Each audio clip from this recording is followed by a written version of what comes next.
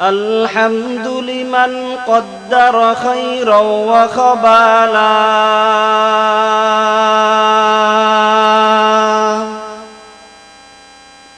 الحمد لمن قدر خيرا وخبالا والشكر لمن صور حسنا وجمالا فرد صمد عن صفة الخلق بريء رب أزلي خلق الخلق كمالا لا جد ولا ند ولا حد لمولاه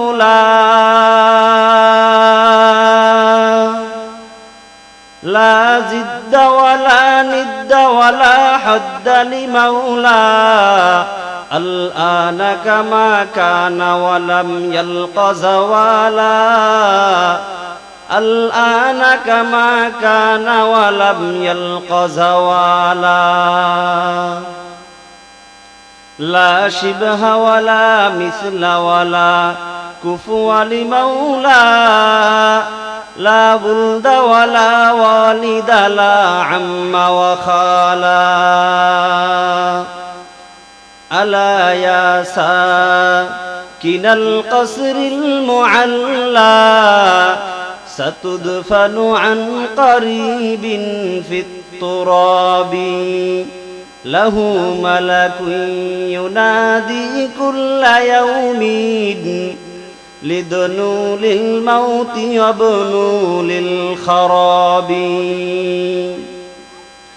قليل عمرنا في دار دنيا ومرجعنا إلى بيت التراب আমরা কুল হুয়াল্লাহ সূরার তাফসীর জানতে আমাদেরকে 5টি বিষয় জানা লাগবে।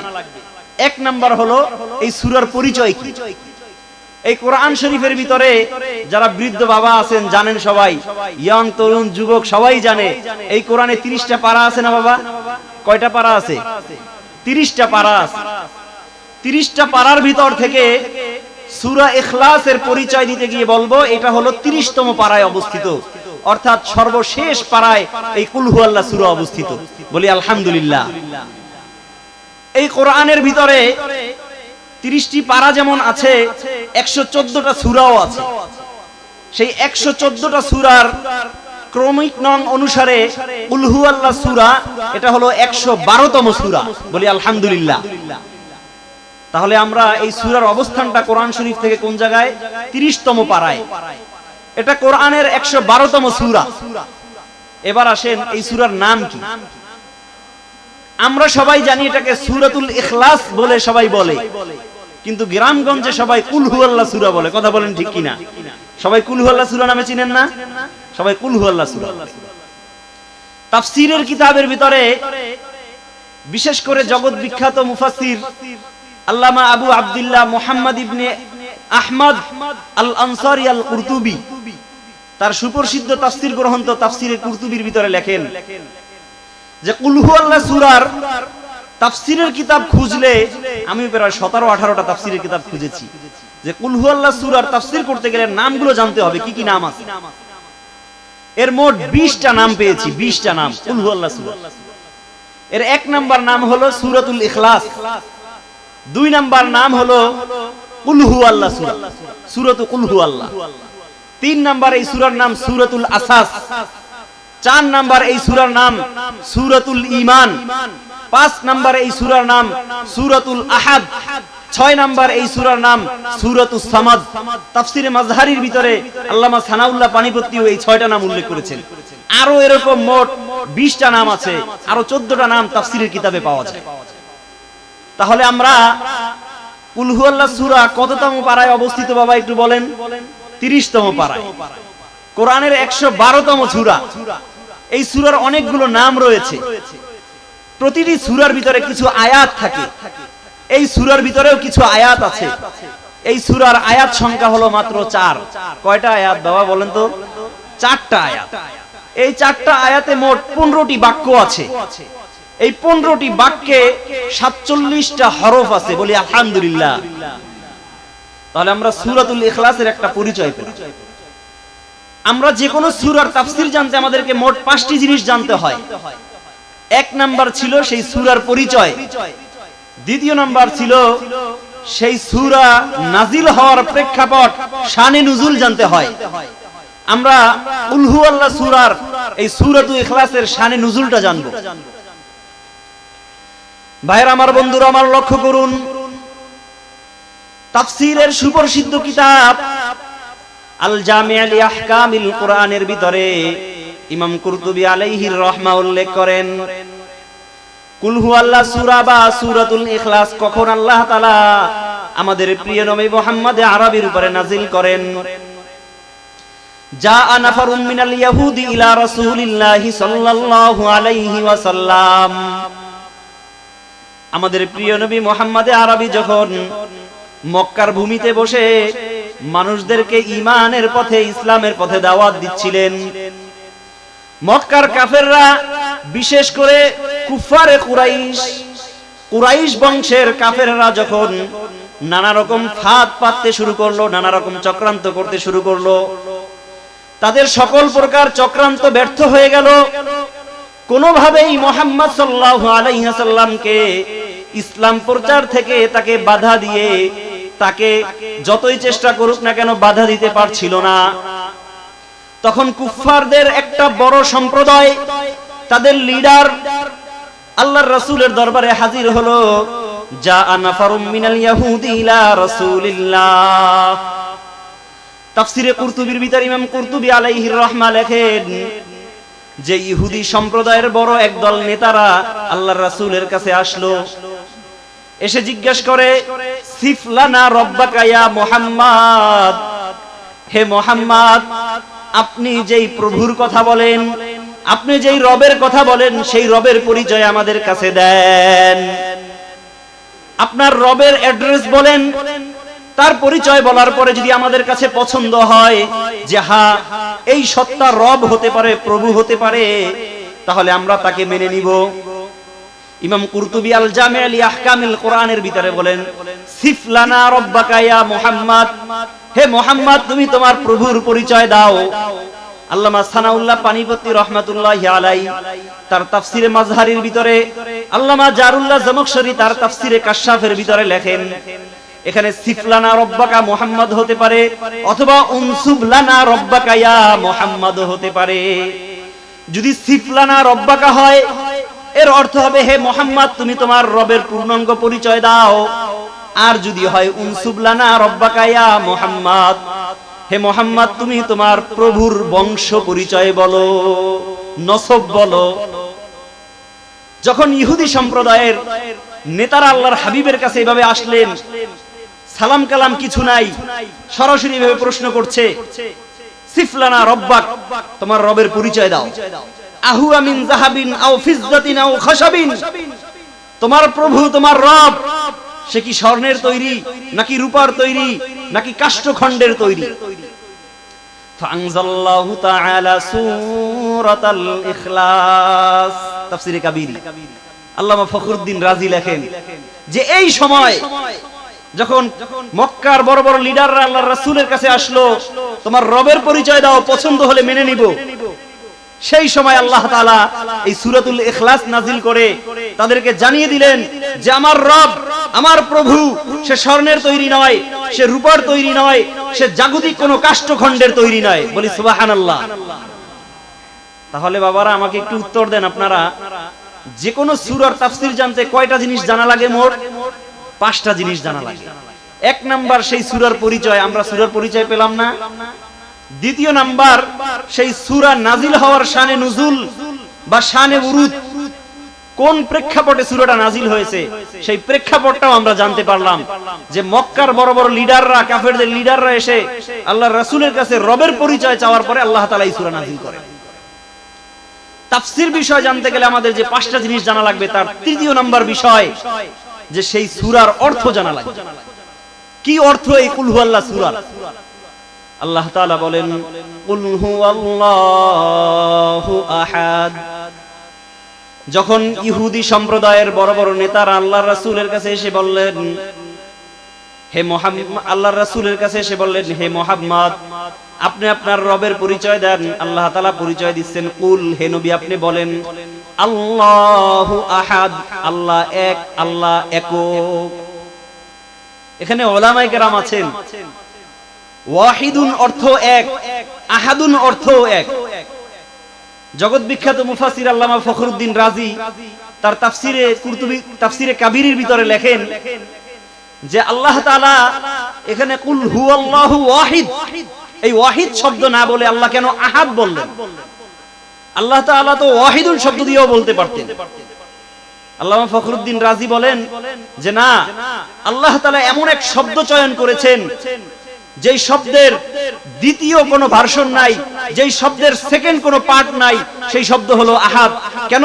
ওয়াহিদুনের পরে ইসনান হয়, ওয়াহিদুনের পরে সানিন হয়, কিন্তু আহাদুনের পরে আর ইসনান হয় না। বলি সুবহানাল্লাহ। আল্লাহ তাআলা এমন শব্দ চয়ন করেছেন, কুল হুয়াল্লাহু আহাদ, কুল হুয়াল্লাহু ওয়াহিদুন নয়, কুল হুয়াল্লাহু আহাদ, মানে আল্লাহ এক নয়, আল্লাহ একক, যেই এককের পরে আর দ্বিতীয় হয় না। আল্লাহুস সামাদ, আল্লাহ বেনিয়াজ, আল্লাহ অমুখাপেক্ষী। আল্লাহর রাসূলের মাধ্যমে আল্লাহ তাআলা রবের পরিচয় দিতেছেন যে হে মক্কার কাফেররা, তোমরা শুনো, তোমরা তো মনে করছো তোমাদের লাত, মানাত, উজ্জা, হুবুল, তোমাদের যে প্রভু রয়েছে, তোমাদের যে মূর্তি রয়েছে, তাদের তো কারো না কারো মুখাপেক্ষী হতে হয়। যারা মূর্তি বানায় সেই মূর্তি বানানেওয়ালাদের কাছে তোমাদের প্রভুরা মুখাপেক্ষী। কিন্তু আমার রব, আমার প্রভু তো এমন, যিনি আস-সামাদ, যিনি কারো মুখাপেক্ষী নয়, তার পৃথিবীর কারো কাছে মুখাপেক্ষী হতে হয় না। বলি আলহামদুলিল্লাহ। আল্লাহুস সামাদ। শুধু তাই নয়, হে মুহাম্মদ আপনি পরিচয় দিয়ে দেন আপনার রব একক, যিনি কারো মুখাপেক্ষী নয়। লাম ইয়ালিদ ওয়া লাম ইউলাদ, যিনি কারো থেকে জন্ম নেন নাই, তার থেকেও কেউ জন্ম নেয় না। শুধু তাই নয়, ওয়া লাম ইয়াকুন লাহু কুফুয়ান আহাদ, এবং যেই রব কারো থেকে জন্ম নেয় নাই, তার থেকেও কেউ ভূমিষ্ঠ হবে না, জন্ম নিবে না। সুতরাং লাম ইয়াকুন লাহু কুফুয়ান আহাদ, এই পৃথিবীর ভিতরে নয়, আসমান জমিন, লৌহ কলম, আরশ, কুরসি, জান্নাত, জাহান্নাম, আরাফ, পৃথিবী নয়, সারা জগতের ভিতরে আল্লাহ তাআলা যতগুলো আলম সৃষ্টি করেছেন, কোথাও লাম ইয়াকুন লাহু কুফুয়ান, তার সমকক্ষ কেউ হতে পারবে না। বলেন না সুবহানাল্লাহ। তাহলে আমরা কুল হুয়াল্লাহ সূরার তাফসীর জানতে গিয়ে 5টি বিষয় জানবো, এর 3টি বিষয় জেনে ফেলেছি। 1 নাম্বার সূরার পরিচয়, 2 নাম্বার এই সূরা নাজিল হওয়ার প্রেক্ষাপট, 3 নাম্বার এই সূরার সরল বঙ্গানুবাদ, 4 নাম্বার বিষয় ছিল আমাদের এই সূরার ফজিলত, এই সূরার স্পেশালিটি কি, এই সূরার কি মহত্ব আর গুরুত্ব। কি বলেন, জানা দরকার না? আমরা সবাই এই সূরাটা পারি, কিন্তু আজকে এই সূরার ফজিলত আমরা জানি না, যার কারণে আমল করতে পারছি না। কথা বলেন ঠিক কিনা? সহিহ হাদিসের আলোকে এই সূরার কিছু ফজিলত আপনাদেরকে বলবো। আমি মোট 22টি তাফসীর, সূরাতুল ইখলাসের তাফসীর দেখতে গিয়ে 22টি তাফসীর অধ্যয়ন করেছি। মোট 38টা ফজিলত পাওয়া যায়। সমস্ত তাফসীরের এক একটা ফজিলত মিলানোর পরে মোট 38টা ফজিলত পেয়েছি। আল্লাহ সূরার 38টা ফজিলত। বলি আল্লাহু আকবার।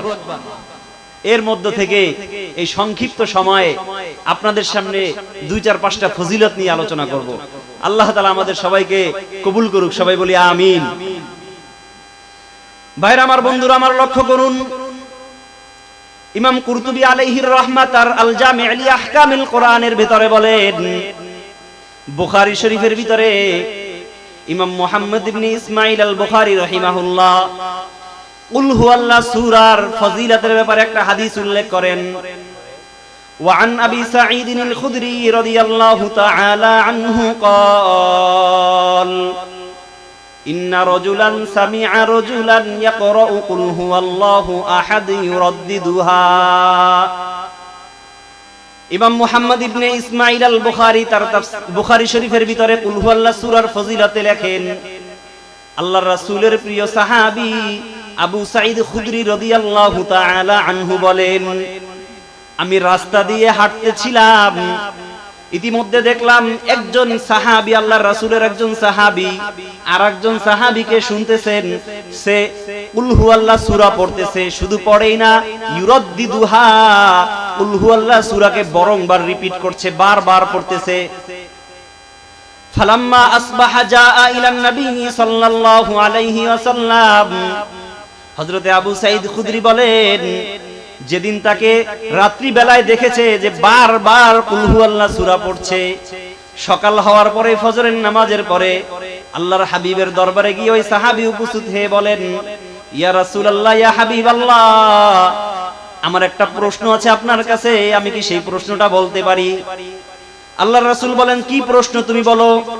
ফাযাকারা লাহু যালিকা, ওই সাহাবী অপর যে এক সাথী ভাইকে বারবার সূরা ইখলাস পড়তে শুনেছে, সেই বিষয়টা আল্লাহর রাসূলের কাছে উত্থাপন করে বলে, ইয়া রাসূলুল্লাহ, ওয়া কানার রাজুলু ইয়াতাকাল্লুহা, সে এই কুল হুয়াল্লাহ সূরাটাকে বারবার পড়াকে মনে করেছেন এটা তো কোনো ব্যাপারই না। এইজন্য আল্লাহর রাসূলের কাছে বললেন, ইয়া রাসূলুল্লাহ, ইয়া হাবিবাল্লাহ, আপনার এই সাহাবী বারবার কুল হুয়াল্লাহ সূরা পড়তেছিল, কি রয়েছে এই কুল হুয়াল্লাহ সূরায়?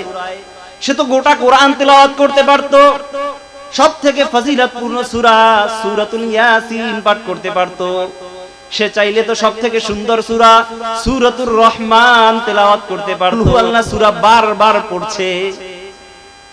যখন আল্লাহর রাসূলের কাছে এই সাহাবী এই ঘটনা বললেন, আল্লাহর হাবিব বলেন, ওয়াল্লাযী নাফসি বিয়াদিহি আন্নাহা লা তা'দিলু সুলুসাল কুরআন, ও আমার সাহাবী, তুমি জানো সে কেন বারবার কুল হুয়াল্লাহ সূরা পড়ছে?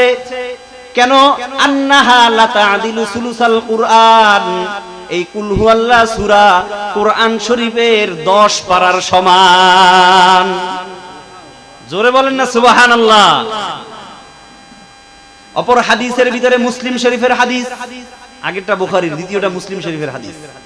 একই সাহাবী, ওয়া আন আবি সাঈদ আল খুদরি রাদিয়াল্লাহু তাআলা আনহু قال قال النبي صلى الله عليه وسلم لأصحابي, আল্লাহর হাবিব সাল্লাল্লাহু আলাইহি ওয়াসাল্লাম সাহাবায়ে কেরামকে এইভাবে মজলিস আকারে নিয়ে বসে রয়েছেন।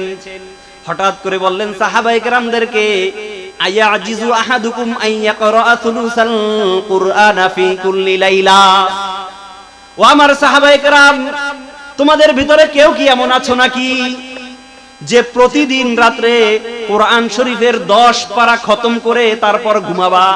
প্রতিদিন রাতে 10 পারা খতম করে তারপর ঘুমাবা?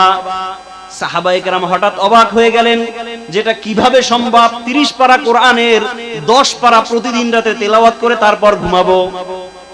ফাকালু আইয়ুনা ইউতিকু যালিকা ইয়া রাসূলুল্লাহ,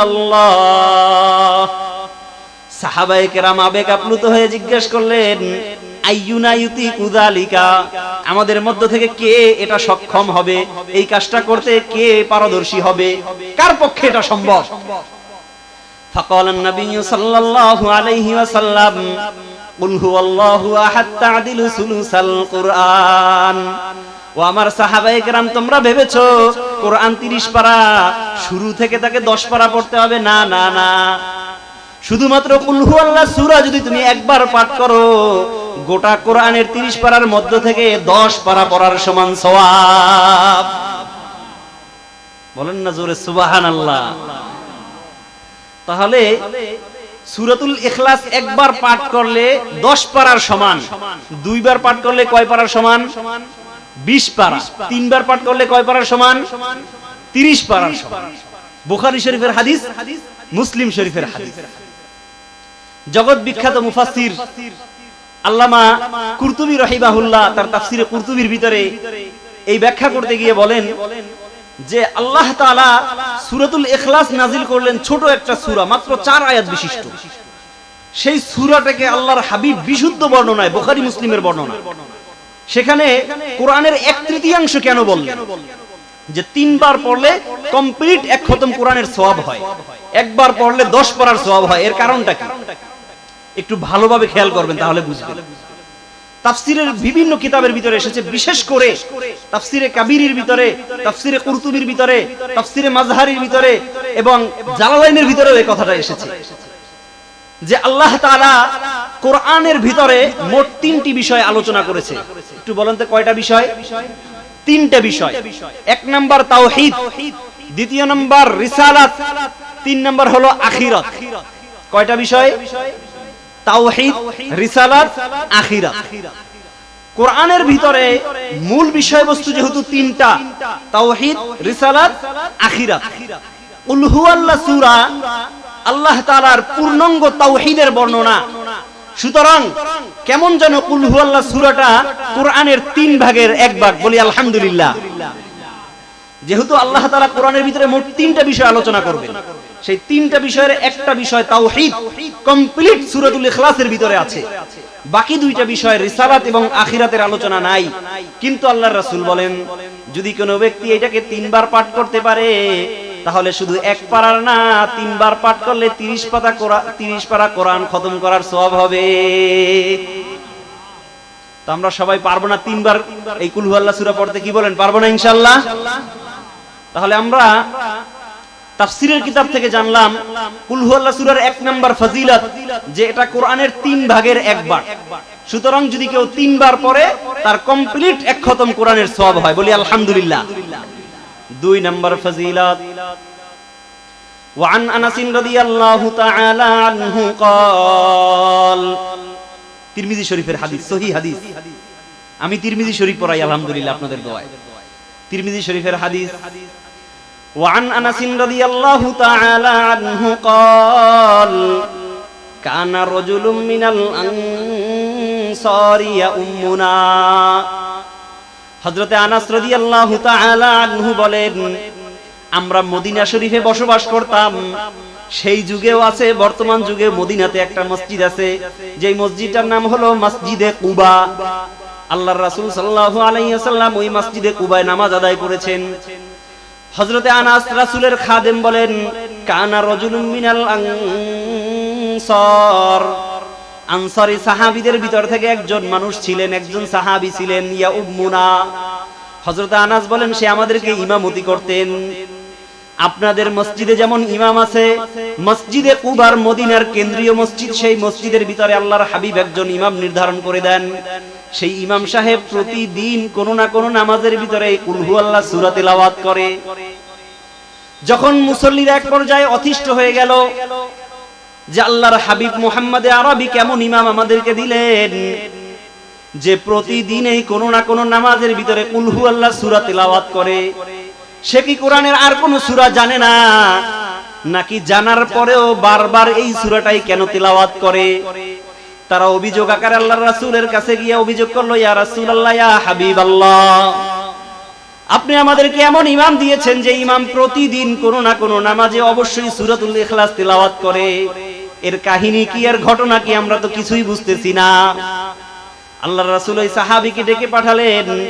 এরপরে জিজ্ঞাসা করলেন, মা হামালাকা আলা লুজুমি হাযিহিস সূরা, ও আমার সাহাবী, কে তোমাকে উদ্বুদ্ধ করলো এই সূরা ইখলাসকে বারবার প্রতিদিন কোন না কোন নামাজের ভিতরে আবশ্যকীয়ভাবে তেলাওয়াত করতে? কে তোমাকে উদ্বুদ্ধ করলো? ওই সাহাবী উত্তরে বললেন, ইন্নী উহিব্বু হাযিহিস সূরাতা ইয়া রাসূলুল্লাহ, বিশ্বাস করেন ইয়া রাসূলুল্লাহ, আমি কোরআনের অন্য কোন সূরা জানি না, বিষয়টা এমন না। কুল হুয়াল্লাহ সূরা ছোট সূরা, তাড়াতাড়ি নামাজ শেষ করে দৌড় দিব এই জন্য না ইয়া রাসূলুল্লাহ, বরং ইন্নী উহিব্বু হাযিহিস সূরা, আমি এই সূরাটা আল্লাহর জন্য ভালোবাসি। সাহাবী উত্তর কি দিলেন? যে আমি এই সূরাটাকে ভালোবাসি। মুসল্লিরা অভিযোগ করলো যে ইয়া রাসূলুল্লাহ, সে তো প্রতিদিনই খালি ইখলাস পড়ে, সূরাতুল ইখলাস পড়ে, আমাদের আর ভালো লাগে না, নতুন কোন সূরা কেন পড়ে না? আল্লাহর রাসূল জিজ্ঞাসা করলে সে বলে, ইন্নী উহিব্বু হাযিহিস সূরা, আমি এই সূরাটাকে ভালোবাসি। আল্লাহর রাসূল তখন জবাবে বলেন, হুব্বুকা ইয়াহা আদখালাকাল জান্নাহ। ও আমার সাহাবী, তুমি মনে রাখো, তুমি জেনে রাখো, হুব্বুকা ইয়াহা, এই সূরার ভালোবাসাটাই তোমাকে আদখালাকাল জান্নাহ, জান্নাতে প্রবেশ করিয়ে দিবে। তাহলে আমরা দ্বিতীয় নম্বর ফজিলত জানতে পারলাম যে সূরাতুল ইখলাস যদি কেউ নামাজের ভিতরে মহব্বত করে ভালোবেসে যদি কেউ তিলাওয়াত করে তাহলে কি ফজিলত বাবা বলেন? সরাসরি জান্নাতে চলে যায়। তিরমিজি শরীফের আরেকটি হাদিস, এটা সূরাতুল ইখলাসের 3 নম্বর ফজিলত, মনে রাখতে হবে। ওয়াজ যদি শুনে যান আর মনে রাখতে না পারেন, ওই আমার এক উস্তাদ বলছিলেন যে রাত 3টা-4টা পর্যন্ত ওয়াজ হইছে, লাইলি মজনুর ঘটনা দিয়া বক্তা ওয়াজ করছে। তো যাওয়ার সময় চাচা আর ভাতিজা যাইতেছে, যাওয়ার পরে চাচা আর ভাতিজা দুইজন পরামর্শ করতেছে যে বাড়িতে গিয়ে কি ওয়াজ শোনাবো। যদি তোমার চাচি জিজ্ঞেস করে যে কি ওয়াজ করছো, কয় বলবেন লাইলি মজনুর কথা। এখন কয় ভাতিজা লাইলি কি বেডা না মাতারি, সে কি পুরুষ না মহিলা? রাত 3টা পর্যন্ত ওয়াজ শোনার পরে সে লাইলি মজনু পুরুষ না মহিলা সেটাই এখন পর্যন্ত উপলব্ধি করতে পারে না। এজন্য কোরআন এবং সুন্নাহ থেকে কথা হওয়া উচিত মাহফিলের ভিতরে। কথা বলেন ঠিক কিনা? মাহফিলের ভিতরে যখন এবং কোরআন সুন্নাহ ভিত্তিক আলোচনা হবে তখন আমরা সেখান থেকে কিছু শিখতে পারবো। এই যে কত ছোট একটা সূরা কুল হুয়াল্লাহ সূরা আলোচনা করলাম, এটাই যখন আজকে আপনারা ফজিলতগুলো জানতে পারবেন, আমল করতে পারবেন না ইনশাআল্লাহ। এই জন্যই আমি বারবার এই ফজিলতগুলোর কথা বলি। তাহলে 1 নাম্বার ফজিলত যে 3 বার পড়লে 1 খতম কোরআনের সওয়াব হয়। 2 নাম্বার ফজিলত যে এই সূরাকে যদি কেউ ভালোবেসে পড়ে নামাজের ভিতরে, আল্লাহ তাআলা তাকে জান্নাতে প্রবেশ করাবেন। বলি সুবহানাল্লাহ। 3 নাম্বার ফজিলত তিরমিজি শরীফের হাদিস, ওয়া আন আনাস রাদিয়াল্লাহু তাআলা আনহু قال আকবালতু মা'আন নবী সাল্লাল্লাহু আলাইহি ওয়াসাল্লাম। আল্লাহর রাসূলের 10 বছরের খাদেম হযরতে আনাস বলেন, আমি আল্লাহর রাসূলের সাথে একবার পায়চারি করতে বের হলাম। মসজিদ থেকে অথবা ঘর থেকে বের হয়ে রাস্তা দিয়ে হাঁটা চলা করছি। ফাসামিআন নবী সাল্লাল্লাহু আলাইহি ওয়াসাল্লাম রাজুলান ইয়াকরাউ কুল হুয়াল্লাহু আহাদ। আল্লাহর নবী একজন সাহাবীকে শুনলেন, সে ঘরের ভিতরে তিলাওয়াত করছে সূরাতুল ইখলাস। আল্লাহর রাসূল যখন শুনলেন সে কুল হুয়াল্লাহ সূরা পড়ছে, সাথে সাথে চিৎকার মেরে বললেন, ওয়াজাবাত ওয়াজাবাত, ওয়াজিব হয়ে গিয়েছে, ওয়াজিব হয়ে গিয়েছে। হযরতে আনাস যেহেতু আল্লাহর রাসূলের খাদেম, সাথেই দাঁড়ানো জিজ্ঞেস করলেন, কুলতু ওয়ামা ওয়াজাবাত ইয়া রাসূলুল্লাহ। তিরমিজি শরীফের বর্ণনা, হযরত আনাস বলেন, আমি জিজ্ঞেস করলাম কি ওয়াজিব হয়ে গেছে ইয়া রাসূলুল্লাহ? ক্বালা ওয়াজাবাতিল জান্নাহ। যেই পাঠক, আমার যেই সাহাবী এই সূরাতুল ইখলাস পাঠ করছে তার জন্য জান্নাত ওয়াজিব হয়ে গিয়েছে। তাহলে আমরা 3 নাম্বার ফজিলত জানতে পারলাম, যদি কেউ সূরাতুল ইখলাস বা কুল হুয়াল্লাহ সূরা পাঠ করে তার কি হবে বাবা বলেন তো? কি হবে একটু বলেন না? জান্নাত ওয়াজিব হয়ে যাবে। এখন আমরা জান্নাত পেলাম কুল হুয়াল্লাহ সূরা পড়ার মাধ্যমে। জান্নাত কি জানেন? জান্নাত হলো একটা বাগান, শুধুমাত্র একটা বিরান ভূমি, মরুপ্রান্তর, খালি ময়দান। আপনি আমল দিয়ে দিয়ে আমল করতে করতে সেখানে প্রাসাদ নির্মাণ করতে হবে, ভবন নির্মাণ করতে হবে, দালান কোঠা করতে হবে। কি বলেন, লাগবে না করা? তো আমি কুল হুয়াল্লাহ সূরা পড়ে জান্নাত পেলাম, এখন আমার বাড়িঘর করা লাগবে। হাদিসের বর্ণনা, এটাও তিরমিজি শরীফের হাদিস। وعن معاذ بن أنس الجهني رضي الله تعالى عنه قال من قرأ قل هو الله أحد عشر مرات। ও আমার সাহাবায়ে কেরাম জেনে রাখো, যদি কোনো ব্যক্তি লাগাতার এক সঙ্গে 10 মাররাত 10 বার যদি কুল হুয়াল্লাহ সূরা পড়ে, বানাল্লাহু লাহু কাসরান ফিল জান্নাহ, আল্লাহ তাআলা তার জন্য জান্নাতের ভিতরে একটা রাজপ্রাসাদ নির্মাণ করবেন। জোরে বলেন না সুবহানাল্লাহ। হযরতে মুআযের এই হাদিসে আছে যে 10 বার পাঠ করলে তার জন্য আল্লাহ তাআলা একটা প্রাসাদ নির্মাণ করবেন। একটা মুরসাল বর্ণনার ভিতরে, মুরসাল মানে উলামায়ে কেরাম বুঝবে, মুরসাল riwayat অর্থ হলো তাবিঈ সাহাবীকে বাদ দিয়ে সরাসরি আল্লাহর রাসূল থেকে বর্ণনা করে। মুরসাল বর্ণনা সাঈদ ইবনুল মুসাইয়িব, উনি বড় মাপের একজন তাবিঈ, উনি বলেন, ওয়া আন সাঈদ ইবনুল মুসাইয়িব রাহিমাহুল্লাহু قال قال النبي صلى الله عليه وسلم من قرأ قل هو الله 11 مرات বানাল্লাহু লাহু কসরান ফিল জান্নাহ। যদি কেউ 10 বার কুল হুয়াল্লাহ সূরাকে একসাথে পড়ে, আল্লাহ তাআলা তার জন্য জান্নাতের ভিতরে একটা প্রাসাদ নির্মাণ করবেন।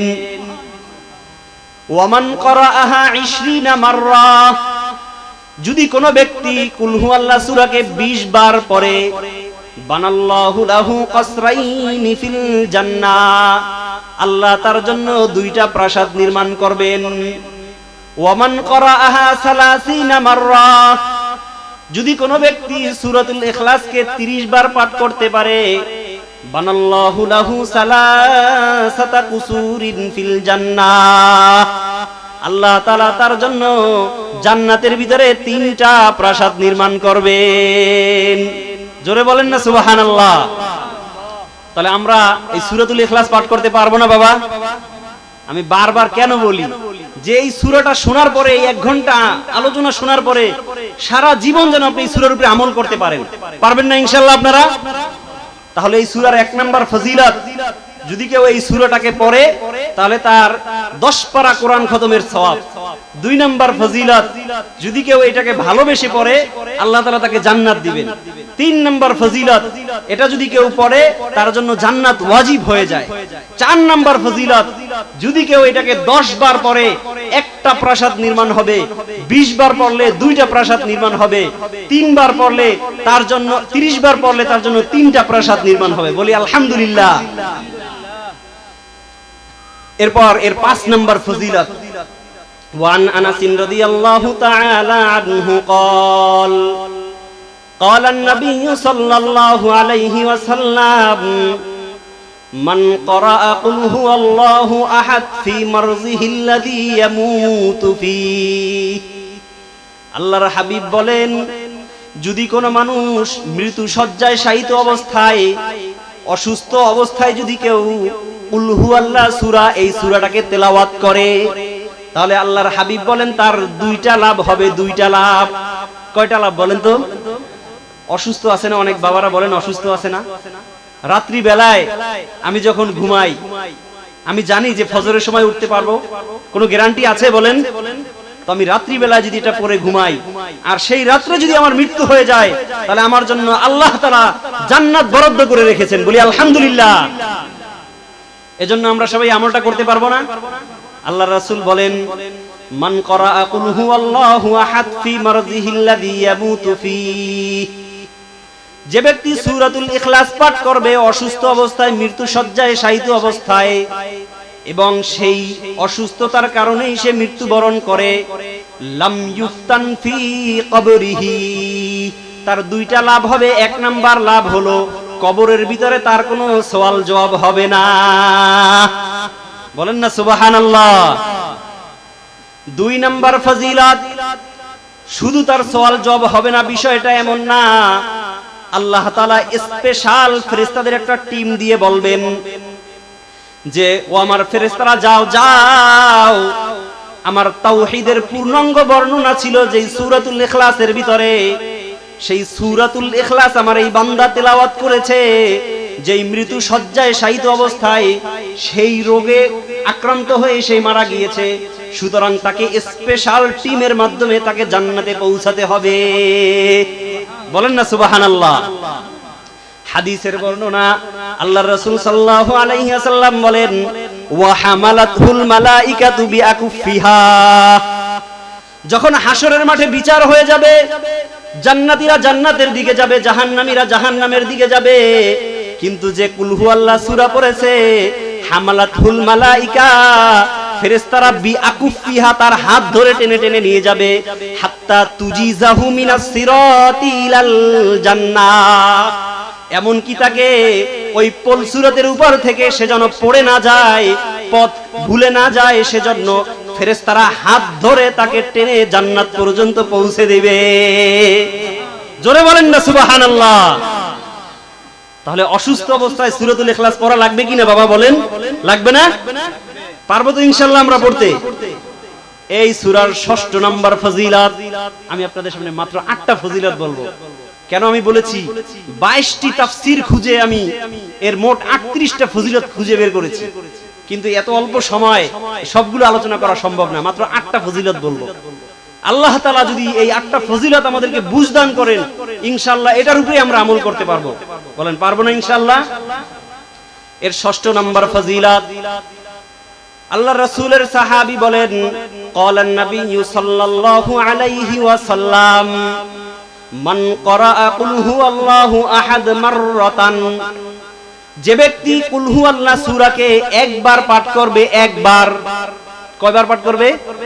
একবার পাঠ করবে, বুরিকা আলাইহি, আল্লাহ তাআলা তার উপরে রহমতের বাড়ি দ্বারা বর্ষণ করে দিবেন। বলেন না সুবহানাল্লাহ। আজকে আমাদের জীবনগুলো অতিষ্ঠ হয়ে গিয়েছে। আমরা আমাদের কর্মজীবনে, শিক্ষা জীবনে, আমাদের দাম্পত্য জীবনে শুধু অসুখ আর অসুখ, অশান্তি আর অশান্তি। কথা বলেন ঠিক কিনা? কিন্তু আল্লাহর হাবিব বলেন, মান ক্বারাআ কুল হুয়াল্লাহু আহাদ মাররাতান, যদি কোনো ব্যক্তি কুল হুয়াল্লাহ সূরাকে একবার পাঠ করে, বুরিকা আলাইহি, আল্লাহ তাআলা তার উপরে বরকত নাজিল করবেন। ওয়ামান ক্বারাআহা মাররাতাইন, যদি কোনো ব্যক্তি লাগাতার 2 বার কুল হুয়াল্লাহ সূরাকে পাঠ করতে পারে, বুরিকা আলাইহি ওয়া আলা আহলিহি, আল্লাহ তাআলা ওই ব্যক্তির উপরেও বরকত নাজিল করবেন, তার পরিবার বর্গের উপরেও বরকত নাজিল করবেন। জোরে বলেন না সুবহানাল্লাহ। তাহলে একবার পাঠ করলে নিজের উপরে বরকত আসবে, 2 বার পাঠ করলে নিজের উপরে এবং পরিবারের উপরে বরকত আসবে। হাদিসের বর্ণনা, ওয়ামান ক্বারাআহা সালাসা মাররাত, যদি কোনো ব্যক্তি এটাকে 3 বার পাঠ করতে পারে, বুরিকা আলাইহি ওয়া আলা জিরানি, তাহলে যিনি পাঠক, যিনি পড়বেন, তার উপরে তো আল্লাহ বরকত নাজিল করবেন, এই তার পরিবারের উপরেও করবেন, তার প্রতিবেশীর উপরেও আল্লাহ তাআলা বরকত নাজিল করবেন। জোরে বলেন না সুবহানাল্লাহ। তাহলে আমরা 6 নম্বর ফজিলত জানতে পারলাম, কুল হুয়াল্লাহ সূরা যদি কেউ 3 বার পাঠ করে, নিজের উপরে বরকত, পরিবারের উপরে বরকত, প্রতিবেশীর উপরেও বরকত। বলি আল্লাহু আকবার। আল্লাহর হাবিব, এইটা আমাদের 6 নম্বর। 7 নম্বর হাদিস, ক্বালান নবী সাল্লাল্লাহু আলাইহি ওয়াসাল্লাম, মান ক্বারাআ কুল হুয়াল্লাহু আহাদ ওয়াল মুআওয়াযাতাইন হিনা ইউমসি ওয়া হিনা ইউসবিহ, আল্লাহর রাসূল বলেন, যদি কোনো ব্যক্তি প্রতিদিন সকাল বেলায় এবং সন্ধ্যা বেলায় কুল হুয়াল্লাহ সূরা পাঠ করে, মান ক্বারাআ কুল হুয়াল্লাহু আহাদ ওয়াল মুআওয়াযাতাইন, যদি কেউ কুল হুয়াল্লাহ সূরা পাঠ করে এবং মুআওয়াযাতাইন মানে কোরআনের সর্বশেষ 2টা সূরা, সূরাতুল ফালাক এবং সূরাতুন নাস, এই মোট 3টা সূরা যদি কেউ তেলাওয়াত করে, সালাসা মাররাত, 3 বার তেলাওয়াত করবে, হিনা ইউসবিহু ওয়া হিনা ইউমসি, যখন সন্ধ্যা হবে তখন 3 বার, যখন সন্ধ্যা হবে তখন 3 বার। আল্লাহর রাসূল বলেন, তাকফিহি মিন কুল্লি শাই, এই 3টা সূরা পড়া, আল্লাহ তাআলা এই পড়ার বদৌলতে তাকে জাগতিক সমস্ত প্রকার মুসিবত থেকে মুক্তি দান করবেন। জোরে বলেন না সুবহানাল্লাহ। তাহলে এই 7 নম্বর ফজিলতে আমরা জানতে পারলাম যে কুল হুয়াল্লাহ সূরা এবং এর সাথে যদি সূরা ফালাক এবং সূরা নাস এটা যদি কেউ তিলাওয়াত করে, তাহলে তার কি লাভ হবে বলেন? সবাই বলেন না। সারা দিন আল্লাহ তাআলা তাকে জাগতিক সমস্ত প্রকার মুসিবত থেকে মুক্তি দান করবে। বলি আলহামদুলিল্লাহ। তাহলে আমরা সকাল সন্ধ্যা এই সূরাটা পড়তে পারবো না ইনশাআল্লাহ? কি বলেন, পারবো ইনশাআল্লাহ? কুল হুয়াল্লাহ সূরা এবং সাথে সূরা ফালাক এবং সূরা নাস, এটা হলো 7 নম্বর ফজিলত। কুল হুয়াল্লাহ সূরার 8 নম্বর ফজিলত, আল্লাহর হাবিব বলেন, ক্বালান নবী সাল্লাল্লাহু আলাইহি ওয়াসাল্লাম, মান মাররা আলাল মাকাবিরি ওয়া ক্বারাআহা, ও আমার উম্মত, যখন তোমরা কবরের পাশ দিয়ে হেঁটে যাও, যাদের পরম শ্রদ্ধেয় বাবা জনম দুঃখিনী মা অন্ধকার কবরে শুয়ে গেছে, যাদের বাবা মা ভাই বোন আত্মীয় স্বজন পাড়া প্রতিবেশী অন্ধকার কবরের শায়িত তারা যখন কবর জিয়ারত করতে যাও অথবা রাস্তার পাশ দিয়ে যখন তোমরা যাও, আল্লাহর হাবিব বলেন কি করবা তখন তোমরা? ওমান মাররা আলাল মাকাবিরি ওয়া ক্বরাআহা 11 মাররাতান, যদি কোনো উম্মত কবরের পাশ দিয়ে যায় আর যাওয়ার সময় যদি সে সূরাতুল ইখলাসকে 11 বার পাঠ করে, কয়বার পাঠ করে? 11 বার, মাত্র 4টা আয়াত। কুল হুয়াল্লাহ সূরা কোরআনের সবথেকে ছোট একটা সূরা, এই সূরার 4টা আয়াত, এটাকে যদি কেউ 11 বার পাঠ করে, আল্লাহর রাসূল বলেন ওয়াহাবাহা লিল আমওয়াত, সে 11 বার পাঠ করার পরে যদি কবরস্থানের পাশে দাঁড়ায় এইভাবে হাত দুইটা তুলে আল্লাহর কাছে বলে, আয় আল্লাহ, আমি এই সূরাতুল ইখলাসের যত সওয়াব, যত নেকি আছে, যত আজর তোমার কাছে আছে আল্লাহ, এই সবগুলো আমি এখানে এই কবরস্থানে যত কবরবাসী শায়িত সবার কবরে ইসালে সওয়াব করে দিলাম, সবার কবরে পৌঁছায়া দিলাম।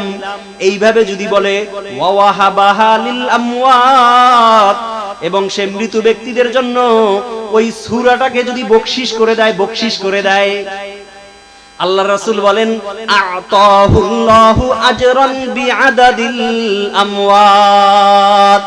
ও উম্মত, তুমি মাত্র 11 বার এই কুল হুয়াল্লাহ সূরাকে কবরের পাশে দাঁড়ায়া পড়লা, পড়ার পরে এখানে 10 জন 20 জন বা 100 জন মৃত ব্যক্তি শায়িত, তাদের সকলের কবরের ভিতরে তুমি এটা পৌঁছাইয়া দিলা। আতাহুল্লাহু আজরান, আল্লাহ তোমাকে প্রতিদান দিবে কি হিসাবে? কয় বিআদাদিল আমওয়াত, এখানে যতজন মৃত ব্যক্তি শায়িত প্রত্যেক জনের উপরে 11 বার পড়ার মতো সওয়াব দান করবেন। তাহলে একটা কবরস্থানে যদি একজন শোয়া থাকে, আমি 11 বার পড়ি, তাহলে 11 বারের সওয়াব। 2 জন শোয়া থাকলে 11 বার পড়লেও ডাবল সওয়াব। 100 জন শোয়া থাকলেও এর ডাবল বাড়তেই থাকবে, বাড়তেই থাকবে, বাড়তেই থাকবে। যদি কবর একজন আর হয়, তখন আপনাদেরকে আরেকটা নিয়ম শিখাই দিই। তখন দোয়া করবেন এইভাবে, আল্লাহ, আমি যে সূরাতুল ইখলাস বা কুল হুয়াল্লাহ সূরাকে 11 বার পাঠ করলাম, এই সওয়াবটাকে আমার সামনে যেই কবর আছে, যেই সমাধি আছে, শুধু এইটাই নয়, বরং পিতা আদম আলাইহিস সালাম থেকে আজ অবধি যত মুমিনিন মুমিনাত, মুসলিমিন মুসলিমাত, নারী পুরুষ অন্ধকার কবরে শায়িত আল্লাহ, সকলের কবরে এই সওয়াবটুকু পৌঁছায়া দাও। পারবেন না ইনশাআল্লাহ? যদি এইভাবে বলতে পারেন, আপনার সামনে যদি একটা কবরও থাকে, আল্লাহ তাআলা আদম আলাইহিস সালাম থেকে শুরু করে আজ অবধি যত মুমিন মুমিনাত, মুসলিমিন মুসলিমাত অন্ধকার কবরে চলে গেছে, সকলের পক্ষ থেকে 11 বার কুল হুয়াল্লাহ সূরা পড়ার সমপরিমাণ সওয়াব দান করবেন। জোরে বলেন না সুবহানাল্লাহ। কি বলেন? হাদিস থেকে এই সমস্ত ফজিলত শুনলে ভালো লাগে না? নাকি ইউসুফ জুলেখা, লাইলি মজনু, ফরাত শিরি, রজুকুনি চণ্ডীদাস এগুলোর গল্প করলে ভালো লাগে? কি বলেন? কোরআন এবং সুন্নাহ থেকে এই সমস্ত ব্যাখ্যা, তাফসীর এবং হাদিস শুনলে ভালো লাগে না বলেন? আমার এই কথা শুনে আজকে যদি আপনারা একটা মাত্র হাদিস শুনে সেটার উপরে যদি আমল করতে পারেন, কি সওয়াব আমি পাবো? আদাল্লু আলাল খাইরি কাফাইলিহি, যেই ব্যক্তি অপর মানুষকে ভালো কাজের জন্য, সৎ কাজের জন্য আদেশ করে, পথ দেখায়, দিশা দেয়, আল্লাহর রাসূল বলেন কাফাইলিহি। আমার আজকে হাদিস শুনে ইশারা নামাজের সময় আপনি সূরাতুল ইখলাস পাঠ করলেন, পড়বেন, আপনি সওয়াব পাবো আমি। বলেন না আলহামদুলিল্লাহ। আপনি যদি গিয়া বাসায় আবার আপনার ওয়াইফকে, আপনার বিবি বাল বাচ্চাকে, আপনার অধীনস্থ নারীদেরকে শুনাই দিতে পারেন যে আজকে আমি এই মাহফিল থেকে শুনে আসছি, যদি কেউ সূরা ইখলাস 3 বার পাঠ করে, আল্লাহ তার উপরে, তার পরিবারের উপরে, তার প্রতিবেশীর উপরে বরকত নাজিল করে। এই হাদিসটা যদি আপনার পরিবারের কাউকে শোনান, সেও যদি আমল করে, তার আমল, আপনার আমল, সবার সওয়াব আমি পাবো আলহামদুলিল্লাহ। শুধু আমি না, আল্লাহর হাবিব বলেন মিন গায়রি আইয়ানকুসা মিন আজরিহি শাইআ। লম্বা একটা হাদিস, বুখারীর বর্ণনা। যদি কেউ কাউকে ভালো কাজের উপদেশ দেয়, আদেশ দেয়, দেওয়ার পরে সে যদি ওই আদেশ অনুযায়ী চলে, তাহলে তার যেই পরিমাণ সওয়াব সমপরিমাণ সওয়াব ওই যিনি পথ দেখাইছেন সে পাবে। আপনি আরেকজনকে দেখাইলেন, আপনি আরেকজনকে শুনাইলেন এই হাদিসটা, সে আমল করলে আপনি পাবেন, আপনি আমল করলেও আমি পাবো। বলেন না সুবহানাল্লাহ। এটাকে বলে নন স্টপ ব্যাংক, যেই ব্যাংকের কোনো লিমিট নাই, এই সওয়াবের কোনো সীমারেখা নাই। যারা পড়তে থাকবে আমার আজকের এই আলোচনা থেকে একটা হাদিসের উপরে আমল করবে, সবার সওয়াব থেকে আমি পেতে থাকবো। আপনি যদি আরেকজনকে জানান আপনিও পেতে থাকবেন। কি বলেন, কত সুন্দর না? এই নন স্টপ ব্যাংকে আমরা সঞ্চয় করতে রাজি আছি তো ইনশাআল্লাহ। আল্লাহ তাআলা আমাদের সবাইকে তৌফিক দান করুক, সবাই বলি আমিন। আমি আপনাদের সামনে আমার আলোচনার আজকের সূচনা লগ্নে বলেছিলাম যে যে কোনো সূরার তাফসীর যদি কোনোদিন শোনেন, তাফসীর মাহফিলে যান। এখন তো ইউটিউবে যদি সার্চ দেন তাফসীর মাহফিল, হায় রে আল্লাহ, এক একজন বক্তা ওয়াজ করতেছে, তাফসীর করতেছে, তাফসীরের কিতাবের কোনো খোঁজ নাই। এলোপাতারি তাফসীর শুরু হয়ে গেছে, কুল হু আল্লাহর ভিতরে কারবালা শুরু হয়ে গেছে। কথা বলেন ঠিক কিনা? আছে না? সূরা দিয়ে শুরু করছে, কোরআন শরীফ হাতে নিয়ে বলে আজকে আমরা কোরআনুল কারীম থেকে আলোচনা করব। শুরু কোরআন দিয়া, ঠিক আছে, কিন্তু এরপর লাইন যে কোন দিকে গেছে, কোন গলিতে ঢুকছে আর খবর থাকে না। কথা বলেন ঠিক কিনা? কিন্তু আজকে আমরা কোরআনের ক্ষুদ্রতম সূরা সূরাতুল ইখলাসের কোরআন, হাদিস এবং তাফসীরের বিশেষ বিশেষ সুপ্রসিদ্ধ কিতাব, আমি আপনাদের সামনে মোট 22টি তাফসীরের সংক্ষিপ্ত কিছু কথা বলেছি। এর মধ্যে থেকে বিশেষ করে তাফসীরে মাজহারি, তাফসীরে কাবীরি, তাফসীরে কুরতুবী, তাফসীরে জালালাইন, তাফসীরে মাফাতিহুল গায়ব, তাফসীরে আনওয়ারুত তানজিল সহ তাফসীরে বাগাবী, আরো বিভিন্ন প্রকারের তাফসীরের থেকে বিভিন্ন হাদিস আপনাদের সামনে বলেছি। কি বলেন, এখানে বানানো কোনো কথা আছে? সব কোরআন এবং হাদিস থেকে। আল্লাহ তাআলা আমাদেরকে এই কোরআন এবং হাদিস অনুযায়ী, সহিহ হাদিস অনুযায়ী আমল করার তৌফিক দান করুক, সবাই বলি আমিন। আমি বলেছিলাম যে তাফসীরের কিতাবে আছে যে কোনো সূরার তাফসীর জানতে 5টা বিষয় জানতে হয়। 1 নাম্বার সূরার পরিচয়, 2 নাম্বার ওই সূরার শানে নুজুল বা নাজিল হওয়ার প্রেক্ষাপট, 3 নাম্বার সেই সূরার সরল বঙ্গানুবাদ, 4 নাম্বার সেই সূরার ফজিলত। আমরা 4টি বিষয় ইতিমধ্যে আলোচনা করে ফেলেছি, বলি আলহামদুলিল্লাহ। 5ম নাম্বার বিষয় সূরাতুল ইখলাস বা কুল হুয়াল্লাহ সূরা, যেই সূরাটাকে সামনে নিয়ে কোরআন হাতে নিয়ে আমরা দীর্ঘ 1 ঘন্টা তাফসীর শুনেছি। কোরআন, সুন্নাহ এবং তাফসীরের আলোকে যার ব্যাখ্যা শুনেছি, সেই সূরাটা থেকে আমরা কি কি শিক্ষা, কি কি তালিম আমরা পাচ্ছি, সেই তালিমগুলো জানতে হবে। কুল হুয়াল্লাহ সূরার কি কি ফজিলত রয়েছে সেগুলো আমরা জেনেছি। এখন শুধুমাত্র 5ম নাম্বার বিষয়, সেটা হলো কি কি শিক্ষা পাচ্ছি। 1 নাম্বার শিক্ষা হলো তাফসীরে কুরতুবীর ভিতরে ইমাম কুরতুবী আলাইহির রাহমা লিখেছেন, সূরা ইখলাসের 1 নাম্বার শিক্ষা হলো আল্লাহর একাত্মবাদকে স্বীকৃতি দেওয়া। আল্লাহ তাআলার একাত্মবাদকে কি দেওয়া? স্বীকৃতি দেওয়া। অর্থাৎ আল্লাহ এক, আল্লাহর কোনো সেকেন্ড পার্ট নাই, আল্লাহর কোনো দ্বিতীয় কোনো শরীক নাই। কথা বলেন ঠিক কিনা? তাহলে কুল হুয়াল্লাহ সূরার থেকে শিক্ষা পেলাম 1 নাম্বার, আল্লাহ এক, একক, যার কোনো দ্বিতীয় পার্ট নাই। 2 নাম্বার শিক্ষা, যদি পৃথিবীতে কারো কাছে রিজিক চাইতে হয়, রিজিক চাইতে হয়, যে সমস্ত তরুণ ইয়ং ভাইদের চাকরি নাই, জবের ব্যবস্থা হচ্ছে না, তারা চাকরির জন্য ফাইলগুলো, সিভি গুলো জমা করে, সার্টিফিকেট গুলো নিয়ে এই অফিসে সেই অফিসে দৌড়াদৌড়ি করে, তাদের জন্য শিক্ষাই সূরার ভিতরে রয়ে গেছে যে তুমি রিজিকের জন্য, তুমি চাকরির জন্য, জবের জন্য দৌড়াও। তুমি দৌড়ানোর আগে তুমি রাজ্জাক যিনি, তার কাছে একবার দৌড়াও। কথা বলেন ঠিক কিনা? সমস্ত অফিস আদালতে যিনি রিজিক দিবেন তিনি কে? আল্লাহ। এই সূরার 2 নাম্বার শিক্ষা, যাদের রিজিকের প্রয়োজন তারা, তুমি অফিস আদালতে যাওয়া লাগবে ঠিক আছে, ব্যাংকে যাওয়া লাগবে ঠিক আছে, তবে এর আগে যিনি রাজ্জাক তার দরবারে একবার দৌড়ায় আসো, তার কাছে সিজদা দিয়া কুল হুয়াল্লাহ সূরা দিয়ে নামাজ পড়া, তারপর হাত দুখানা তুলে বলো আল্লাহ। এই পৃথিবীতে কত বেঈমান, কাফের, মুশরিক, ইহুদি, খ্রিস্টান, নাসারা আর হিন্দু আছে, তাদেরকে তুমি বড় বড় চাকরি দিতেছো আল্লাহ। আমি হয়তো আমল করতে পারি না, কিন্তু আমি তো মুসলমান আল্লাহ, আমি তো তোমাকে বিশ্বাস করি, আমি তো তোমাকে এক এবং অদ্বিতীয় বলে স্বীকার করি। তো আল্লাহ তুমি কেন আমাকে রিজিক দিবা না, কেন আমার রিজিকের ফয়সালা করে দিবা না? যদি কোনো বান্দা সূরাতুল ইখলাস তেলাওয়াত করে নামাজের ভিতরে এইভাবে হাত দুখানা তুলে মাত্র 2 রাকাত নফল নামাজ পড়ে, তারপর যদি চাকরির জন্য কাগজগুলা নিয়া, ফাইলগুলা নিয়া, তার ডকুমেন্টস নিয়ে যদি অফিস আদালতে যায়, যেই অফিসার, যেই বস তার চাকরি দিবে, তার মনটা নরম করে দিবেন কে? কেন? সে রাজ্জাকের পক্ষ থেকে, যিনি মূল মালিক তার পক্ষ থেকে তিনি সনদ নিয়ে আসছেন, তিনি সূরাতুল ইখলাস তেলাওয়াত করে তার দরবার থেকেই সার্টিফিকেট নিয়ে গেছে। কথা বলেন ঠিক কি না? যাদের চাকরির প্রয়োজন, যাদের রিজিকের প্রয়োজন, তারা রাজ্জাকের কাছে আগে যাব, পারবো না ইনশাআল্লাহ? এই সূরার 3য় নাম্বার শিক্ষা, আমাদের সমাজে যে সমস্ত মানুষরা রয়েছে অসুখ লেগেই আছে। অনেক মানুষ আছে যারা ব্ল্যাক ম্যাজিক, কালো জাদু, বান্টনায় আক্রান্ত, কি করবে বুঝতেছে না।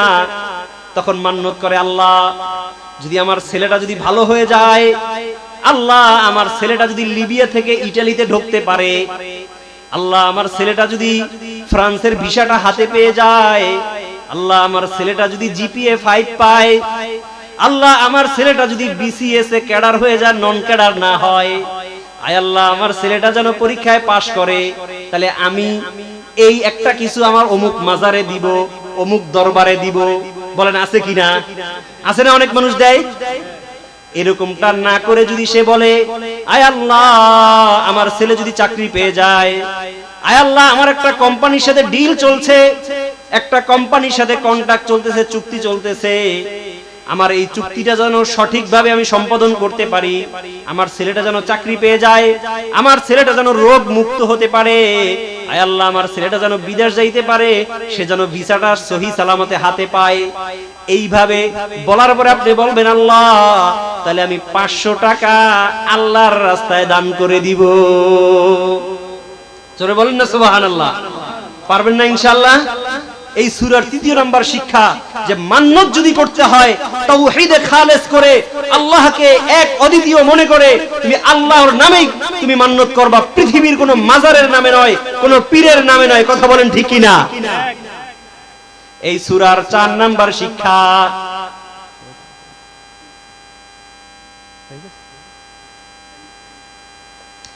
এই সূরার 4 নাম্বার শিক্ষা, যদি কোনো ব্যক্তি বিপদ আপদে পড়ে, হঠাৎ করে মামলা মোকদ্দমায় ফেসে গেছে, হঠাৎ করে তার বিরুদ্ধে রায় চলে আসছে, সে জানতেছে আজকে আমার বেল কেটে দিয়ে আমার জামিন মঞ্জুর হবে না, আমারে জেলে ঢুকাই দিবে, অথবা মিথ্যা মামলায় আমার ছেলেটা ফেসে গেছে, যে কোনো প্রকার গ্রামগঞ্জের যে কোনো সালিশিতে পড়ছে, যে কোনো কাজের জন্য যদি এই সূরাতুল ইখলাসটাকেও পাঠ করে বুকে ফু দিয়ে তারপর যদি ওই সালিশির মজলিসে যায়, কোর্টে যদি হাজিরা দেয়, আদালতে গিয়ে যদি সে উপস্থিত হয়, এমপি মহোদয়ের সামনে যায়, ইউপি চেয়ারম্যানের সামনে যায়, মেম্বারের সামনে যায়, যদি কেউ সূরাতুল ইখলাসকে 11 বার পাঠ করে বুকে ফু দিয়ে তারপরে যায়, তাকফিহি মিন কুল্লি শাই, আল্লাহ তাআলা তার পক্ষে রায় আনার ব্যবস্থা করে দিবেন।